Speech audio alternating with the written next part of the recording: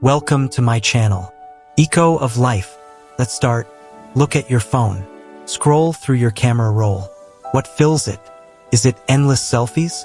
Pictures of meals? Or is it hundreds, maybe thousands, of photos of a creature that isn't human? Look around. We buy strollers for dogs. We celebrate birthdays for cats. We hear people say proudly, "I don't want children. My dog is my child." Some people chuckle at this. They think it's just role play, but it isn't pretend. Psychologically, your brain doesn't know the difference. When you look at your pet and feel that surge of affection, your body is releasing the exact same neurochemicals it would if you were gazing at your own human baby. We've moved beyond being just pet owners. We've become parents to another species. But why now? Is it just because they're adorable? Or is there something deeper happening in our hearts and minds? The truth is, we treat them like children because they offer us something human children cannot. A love that never grows up, never judges, and never walks away. Today, we're exploring why your brain truly sees them as your babies. Why this connection is a sign of emotional depth, not delusion. And why this bond might be one of the most honest relationships you'll ever know. Let's start with the clearest reason. The concept of the forever child. When you raise a human child, your ultimate goal is to prepare them to leave. That's the beautiful, painful truth of parenting. You teach them to walk so they can walk away. You teach them to talk so they can form their own opinions and maybe argue with yours. You raise them to become independent adults who won't need you in the same way. But a pet is the child who never leaves. For those who fear abandonment, or who deeply need to feel needed, a pet is the perfect anchor. They won't pack for college, move across the country, or forget to call. They remain in a perpetual state of dependence. They always need you to feed them, care for them, and keep them safe. This creates a unique kind of emotional security, a bond frozen in time, safe from the pain of growing apart. Have you ever looked at your dog or cat and felt a sudden, almost aggressive wave of affection? Like you want to squeeze them because they're just too cute? That's called cute aggression. And it's your brain's way of regulating an overflow of love. But why does it happen? It comes down to neoteny, our biological wiring to protect babies. Evolution programmed us. If something has large eyes, a rounded face, a small nose, and clumsy movements, we must care for it. This is the baby schema. Human children grow out of it. Their features sharpen, they become more independent, and they no longer look like helpless infants. But your pet never outgrows it. Dogs, cats, even rabbits, they're biologically designed to stay in a permanent state of baby. When you look at them, your brain releases oxytocin, the same bonding hormone that connects a parent to a newborn. This isn't poetic exaggeration. Brain scans show that when you gaze into your dog's eyes, the chemical signature is nearly identical to that of a parent looking at their child. So when you call yourself a pet parent, you're not playing make-believe. You're describing a biochemical reality. Your brain has decided you're a parent, but biology is only the foundation. Let's talk about attachment. In human relationships, attachment is complex. Children grow, learn to speak, learn to judge, and one day may say, "I don't need you." Human parenting is a gradual release. Pet parenting is a lifelong embrace. For someone who treats their pet like a child, this animal represents something human children can't. Eternal innocence. Your pet will never slam a door as a moody teen, criticize your life choices, or move away and forget to check in. Psychologically, a fur baby offers a secure base without the risk of rejection. If you've experienced abandonment or find human relationships exhausting, a pet can be your sanctuary, a relationship suspended in the honeymoon phase of caregiving. It's the joy of nurturing without the eventual separation. You're drawn to this not because you're avoiding reality, but because you're seeking a safe harbor. You're building a bond unbreakable by time or maturity, choosing a child who will need you, love you, and stay with you until the very end. Pets offer simple love. This is profoundly comforting for those with anxiety or high-stress lives. When you come home, you don't have to explain your day, apologize for being tired, or pretend to be happy. They accept you exactly as you are. Maybe you felt judged by your own parents. Maybe you feel judged by the world. But your dog or cat looks at you like you're everything. That's why we spoil them, why we cook special meals and let them sleep in our beds. We're rewarding them for making us feel truly seen and safe. Now let's look at you.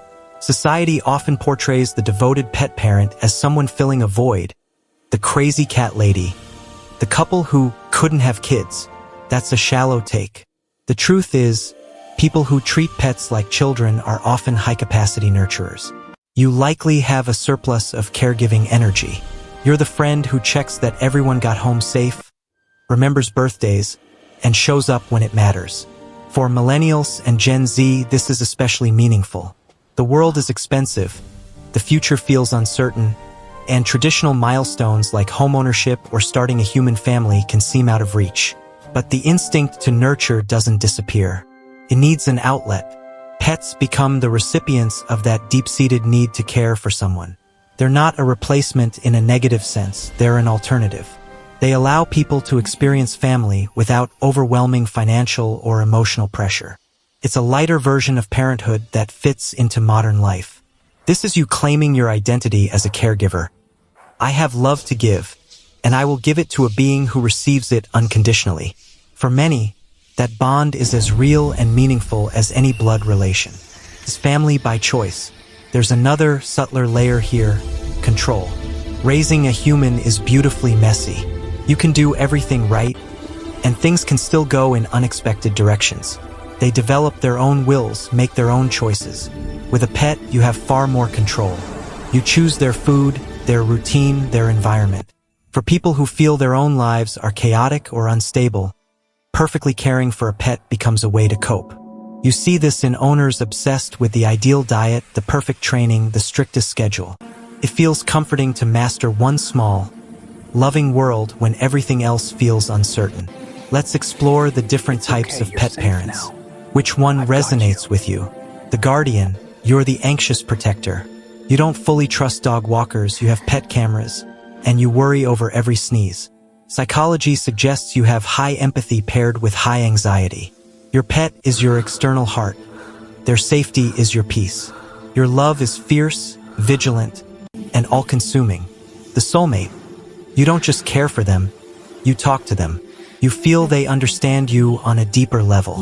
You'd often rather spend a Friday night with your pet than out with people. You're likely an introvert or deep thinker who values authentic connection over small talk. Your pet is both your child and your confidant. The redeemer. Maybe you rescued them. They were broken, scared, or sick, and you helped them heal. Psychologically, you're a restorer. By saving them, you're often healing a part of yourself. Every act of kindness toward them reinforces your belief that goodness exists. You're giving them the safety and love you may have longed for yourself. This touches on the most powerful layer: healing your inner child. When you talk to your pet, "You're so good, you're so smart, I love you." You might be speaking the words you wish you'd heard. This is called reparenting. You're offering this animal the patience, safety, and unconditional love you may not have received. Every toy you buy them, every fear you soothe, every gentle word you speak. You're also healing a younger version of yourself. You're proving you can be the protective, loving parent you needed.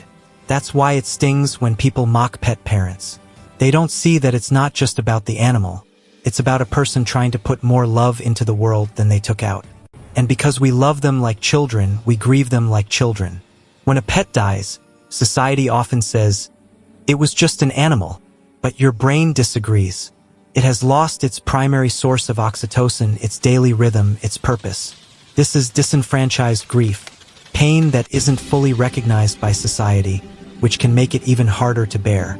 If you've loved a pet this deeply, know this: your pain is valid.